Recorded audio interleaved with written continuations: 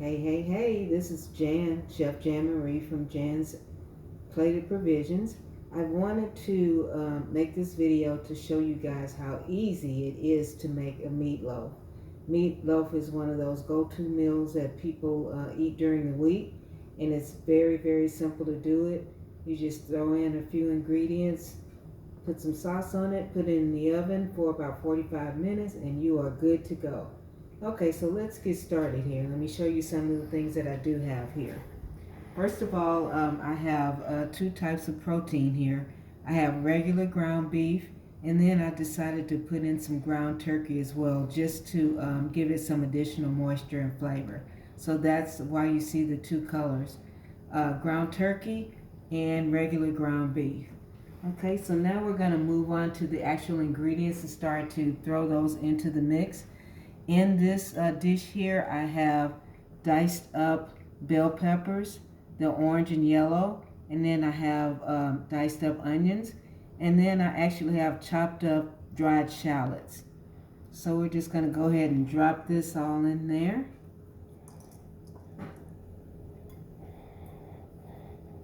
Okay, now that we're done with that, we're going to move on to the next ingredients that we have, and these are our dry ingredients.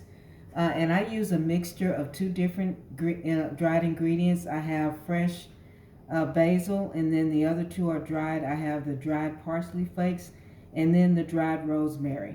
So you can do all dried or you can do fresh, but I usually just do a mixture of all three of those. So I'm just going to take those and just sprinkle it around in here, okay?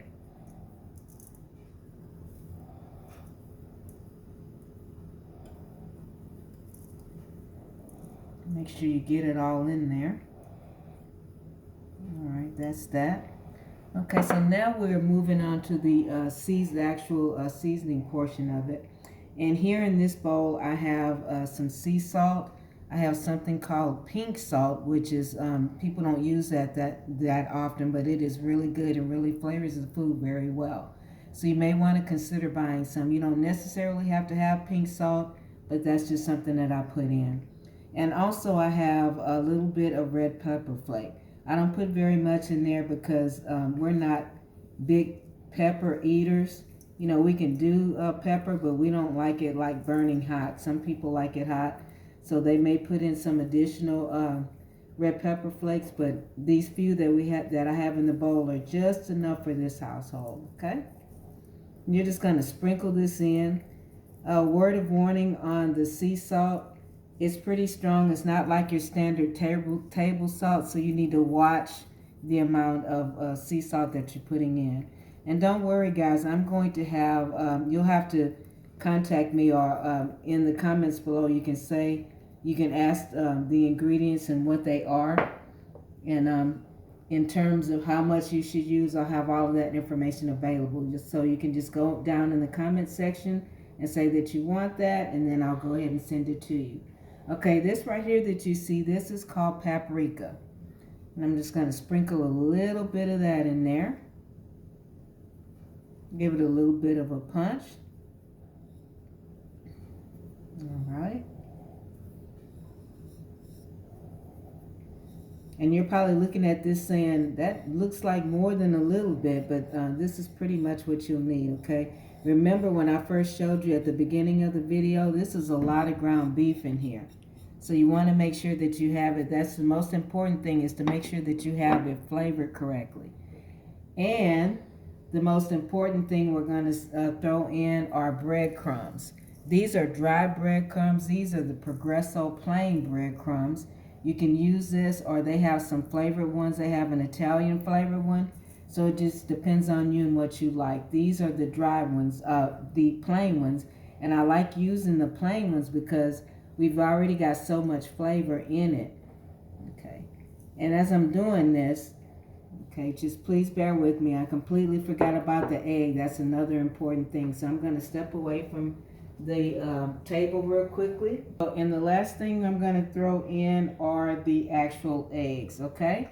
So I'm using 2 of them for this one. It just all depends on what size meatloaf you're wanting to do.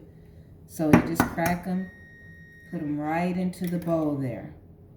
So now we're going to use our hands. And these are the most important tools around. I mean, you can buy all those gadgets. I have everything from A to Z, guys, but it's nothing like these hands. These hands work magic. And it's also good it's a stress reliever, because sometimes when you come home from work, you may have had a rough day, and you can just take it out on the meatloaf. Don't go too hard on it, but just actually get in there and start moving around all of that stuff that we threw in, okay? Make sure that you are tossing it in really, really well. Getting everything nice and incorporated. Very, very important to do that. And what this egg does is it acts as a binder. So it's going to hold everything together. That's the last thing you want is a meatloaf and you take it out of the oven and it completely falls apart. That's because there's no egg in it. That egg actually acts as a binder, so it'll hold everything together. All of this stuff that we put in there is going to be held together by these 2 eggs that were thrown in at the last minute, okay? So just gently move it in. Don't go too aggressively with it because you don't want to toughen things out. But you're just going to gently just move everything around and get in there. Get in there really well. Make sure that you don't see things like a whole lot of stuff, a whole lot of diced up onions and stuff in one area of the meat. Make sure that you're moving it around so that it is evenly distributed throughout the entire pan of meat that we have here, okay?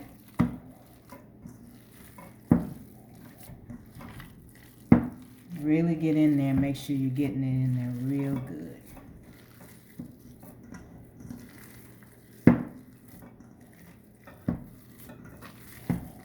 Now I'm going to toss a little bit more breadcrumbs in here.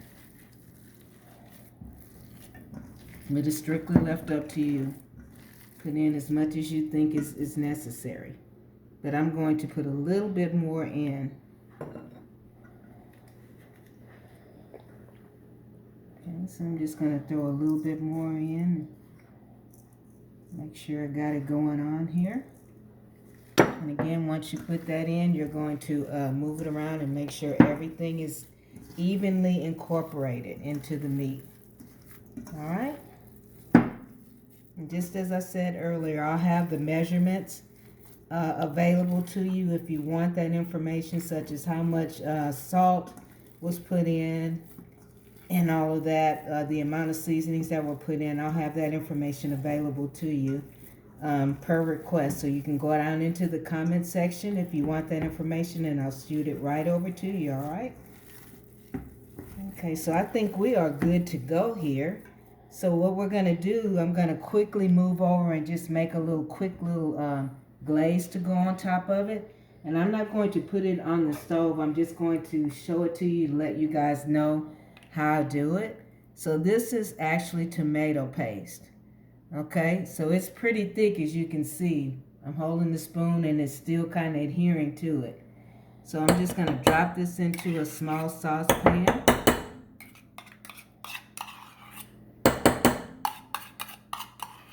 Make sure you get all of that good stuff in.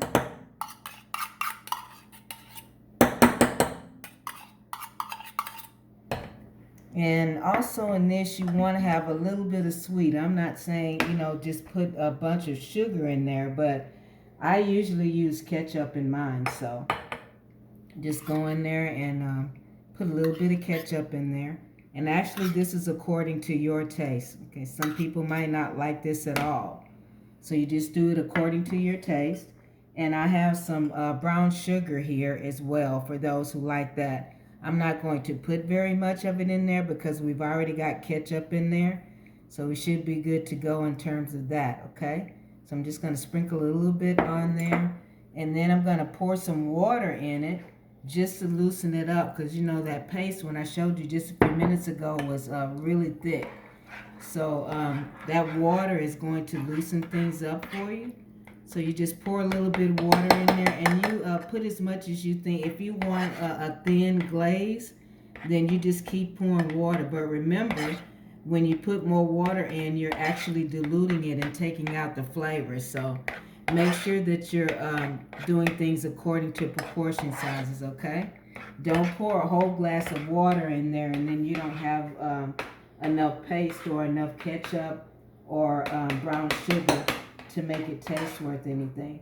And as you see, it's still pretty thick here, so I want mine to be a little bit thinner, so I'm going to pour some more water in it. And also, another tip, if you don't want to use water, if you want to use a little bit, something that's a little more flavorful, you can use beef broth or beef stock. That works as well. So you just kind of stir it around. For me, it's still a little tight. It's still a little thick, so I want mine a little bit thinner than that. So I'm just going to keep pouring water in there until I'm satisfied with how it looks.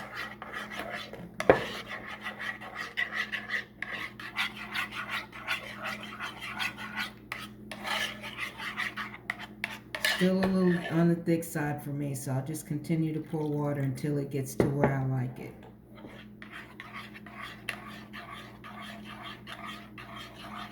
Okay, so it's starting to thin out just a little bit, so it's looking pretty good here. So you're going to then go and put this on the stove and put it on low. I'm not going to do this right now, but I just wanted to show you the process. So you're going to put that pot on the stove and let it simmer for a few minutes, and then you take it off and you have your glaze. Now, in terms of your meatloaf, when you get ready to form it, all you have to do is go in there. You can freeform it. I usually like to freeform mine, so I do mine like this and form it into an actual loaf with my hands. And then I take it and dump it onto a cookie sheet tray lined with foil to catch the juice and stuff that's going to run off of it. And I put it on there and I bake it in the oven at approximately 375 degrees for about 45 minutes, and it should be good to go. Now during that time, probably I'd say like halfway through, you want to go in and you can use a little brush if you have a brush. If you don't have one, a pastry brush, you can just take your spoon and just take it and lay it across there over the top of the meat while it's cooking, okay?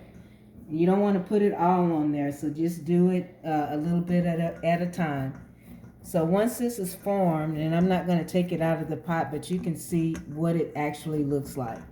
So it's in the form that it's supposed to be in. You just take it, and you can do like this and take it right out of the pan. It should come right out like that.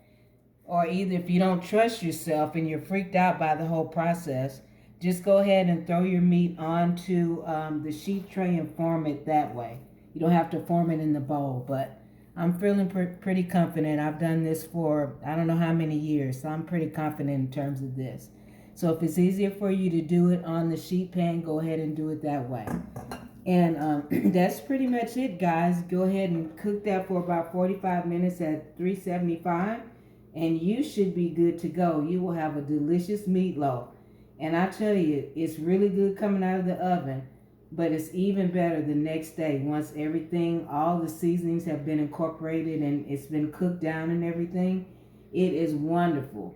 You can make a meatloaf sandwich that is out of this world. Put you some mayonnaise on it, like they say, and 2 pieces of bread, and make you a meatloaf sandwich, and it is on and popping. So I hope you guys enjoyed the little short video about how to prepare a meatloaf. It's a wonderful, quick, and easy meal to do, and something that's a real crowd pleaser. I'm sure your family will be very happy about it. So I'll be signing off at this point. Please look out for me because I'm going to start doing more videos, and eventually, probably January 2022, I will start making cooking videos, which you can sign up for. Of course, you'll have to pay for those, but there will be classes available on some of the things that I've been cooking. A lot of you guys are familiar with me from Facebook, maybe not so much on any of the other social media sites, but I cook really well, 25 plus years of experience, so I've got a lot of cooking experience under my belt. So please check me out. Signing out. Talk to you guys later. Have a great evening. Bye.